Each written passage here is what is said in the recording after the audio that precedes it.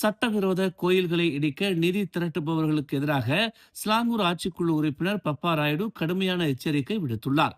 இது போன்ற விஷயங்களை அதிகாரிகளிடம் விட்டுவிட வேண்டும் என்று அவர் கேட்டுக் கொண்டுள்ளார். நேற்று தமது முகநூல் பதிவில் இது போன்ற நடவடிக்கைகள் சட்டத்தின் எல்லைகளை தெளிவாக மீறுவதாகவும் தேசிய நல்லிணக்கத்தை அச்சுறுத்துவதாகவும் உள்ளது என்று அவர் தெரிவித்தார். ஒரு வழிபாட்டு தலத்தின் சட்டப்பூர்வமான தன்மை சட்டத்தின்படி அதிகாரிகளின் அதிகார வரம்பிற்கு உட்பட்டது. மேலும் பொதுமக்களோ அல்லது அரசியல் நலன்களை கொண்டவர்களோ அதை முடிவு செய்யவில்லை. உணர்ச்சியின் அடிப்படையில் நடவடிக்கை எடுக்க முடியாது என்று அவர் கூறினார்.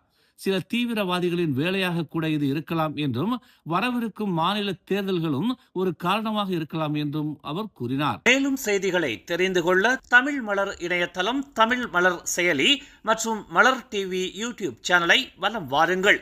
எங்களோடு இணைந்திருக்க மலர் டிவியை பதிவு செய்து கொள்ளுங்கள். உறவுகள் மகிழ்ந்திட விருப்பம் மற்றும் பகிர்வு சேவையை சொடுக்கிடுங்கள்.